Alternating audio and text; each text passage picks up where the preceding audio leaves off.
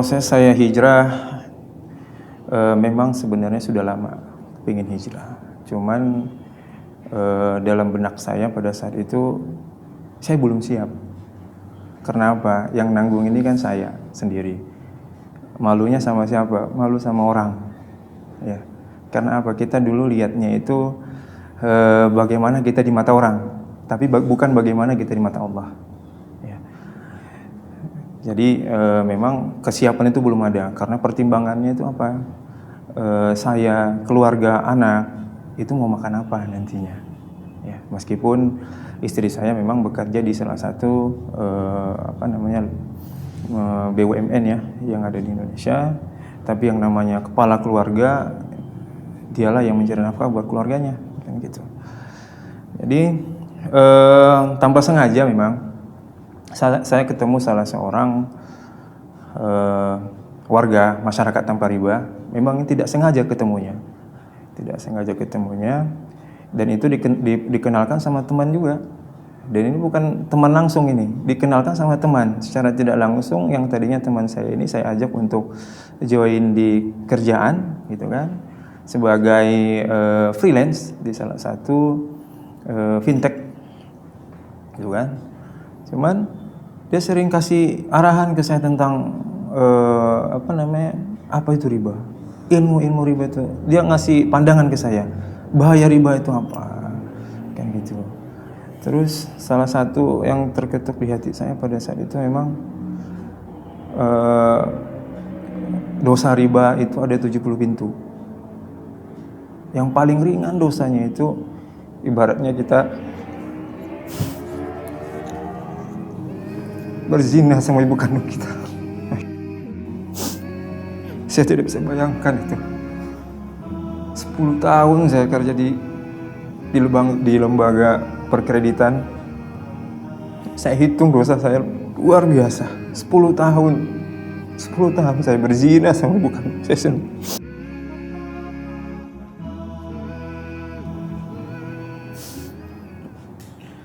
Saya tidak sadar pada saat itu dosa itu luar biasa. Karena janji Allah adalah Allah akan memerangi riba.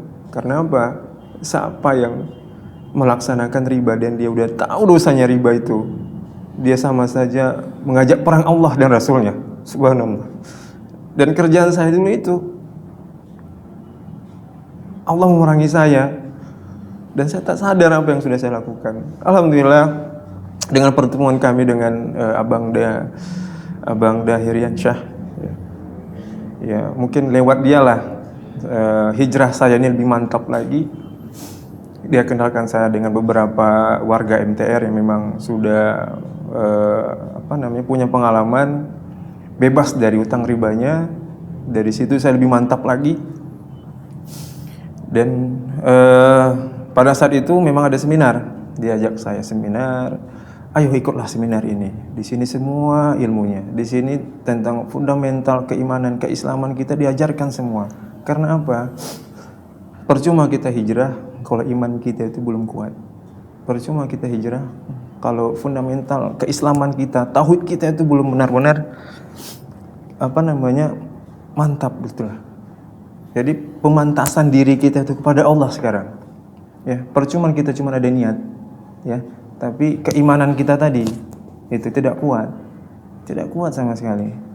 Alhamdulillah dengan adanya seminar SMA TR dapat merubahlah wawasan saya, pandangan saya, dan ilmu yang bermanfaat sekali yang saya dapat pada saat itu. Bisa cerita sedikit, ketika saya ikut SMA TR ini, saya juga minta izin sama istri, kan gitu. Apapun yang kita lakukan kan harus ada diskusi dengan istri lah. Apalagi ini kan yang namanya SMA TR kan ada kontribusi yang kita keluarkan di situ. Kebetulan pada saat itu istri lagi hamil. Ya, jadi saya izin ke dia, saya bukan izin sih, saya beritahu ke dia, saya mau ikut kegiatan ini. Saya bikin mantap lagi hijrahnya. Kalau bisa kita berdua gitu kan. Cuman karena kondisinya lagi hamil tua pada saat itu, jadi saya sendirilah. Cuman dapat sedikit pertentangan dari istri masalah kontribusinya.